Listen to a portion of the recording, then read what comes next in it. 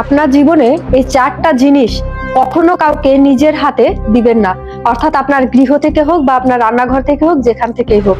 তার ভিতরে প্রথম হচ্ছে লেবু। লেবু কখনো কাউকে হাতে হাতে দিবেন না, অর্থাৎ কেউ যদি আপনার কাছে এসে লেবু চায় তাহলে সেটা আপনি পাশে রেখে দিবেন, বলবেন সেখান থেকে নিয়ে যেতে, সরাসরি আপনি হাত থেকে প্রদান করবেন না। এরপরে সরিষা, অর্থাৎ সরিষাও কখনো কাউকে হাতে হাতে সরাসরি দিবেন না। এর পরবর্তীতে লবণ এবং হলুদ, এগুলো কিন্তু গ্রামের মা ঠাকুমারা অনেক আগে থেকেই পালন করে, কিন্তু আমরা এটাকে কুসংস্কার মনে করি, যেগুলো কুসংস্কার দিলে কি বা হবে।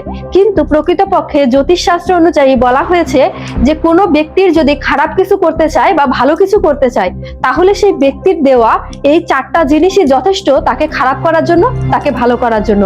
এবং জামা কাপড়ের বিষয়টা তো আলাদা, ওইগুলো তো আরো আছে, কিন্তু এই 4টা জিনিস যদি আপনি হাতে হাতে দেন তাহলে আপনার জীবনের চরম বিপর্যয় নামিয়ে আনতে পারে। এই জন্য কেউ যদি কখনো এসে আপনার কাছে হঠাৎ করে এগুলো চায় তাহলে কখনোই তাকে হাতে হাতে দিবেন না, দরকার হয় কোথাও একটা রেখে বলবেন এখান থেকে নিয়ে যান। তো ভিডিওটা খুবই ইনফরমেটিভ, অবশ্যই শেয়ার করবেন এবং সবাইকে অবগত করবেন।